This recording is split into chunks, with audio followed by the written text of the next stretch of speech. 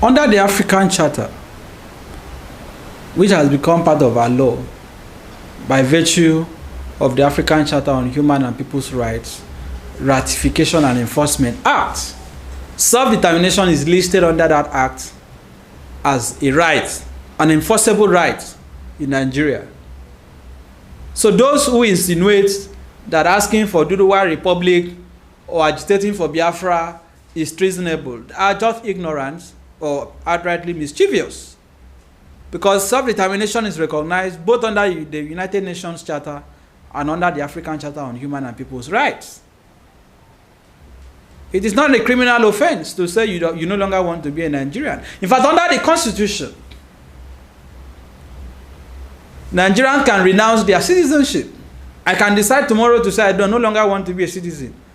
However, there is no allowance for referendum under the current Constitution, and that is a problem. That is a problem that has to be addressed. The Constitution today does not give allowance for a referendum that can result in restructuring within the context of whether Nigeria should remain one or not.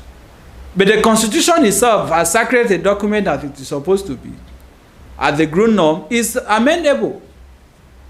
That is what Section 8 and Section 9 of the Constitution entails.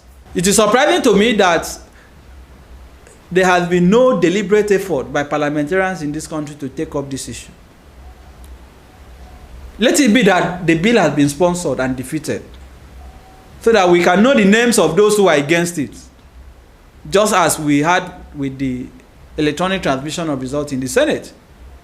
The enemies of the people can be printed, their names can be printed in black and white. We need a constitutional amendment to allow for referendum. But beyond that, people have the right to agitate peacefully, not violently, peacefully, for Nigeria to be splitted. And you cannot criminalize that. There is no court in Nigeria that will convict anybody for saying he's no longer interested in being a citizen. That will make nonsense of the Constitution. That will reduce the judiciary to nothing. It's either you give people a peaceful atmosphere or platform to express themselves, or you will have to respond to it violently. They will have to respond violently. That is why it is said that those who make peaceful change impossible make violent change inevitable. That is why today we are talking about violence in the Southeast. Because they started peacefully until the monstrosity of the Nigerian state was visited on them. Today people are complaining about the activities of IPOB, which are some are condemnable. The burning of police information, the killing of security forces, and so on. But Nigeria is not willing to admit the truth that these guys were pushed into armed struggle. They started raising Biafran flag. You unleash the military Operation Python dance to shoot and kill them. A government that kills people for carrying Biafran flag also kills people for carrying the Nigerian flag at Lekki Toll Gate.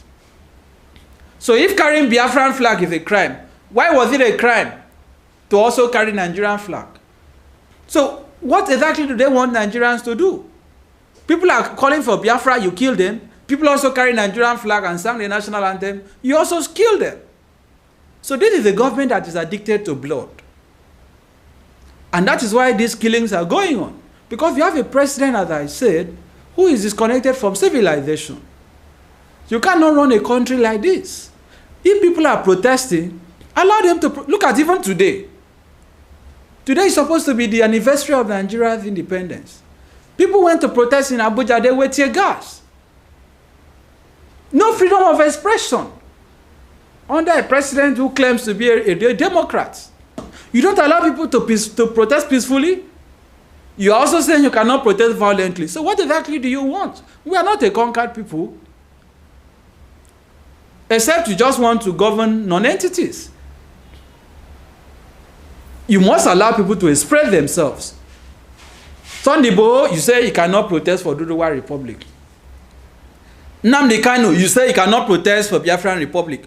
Okay, people like Sowore who are also fighting, protesting for a better Nigeria. You say no, you can also not protest for a better Nigeria. What does Buhari want?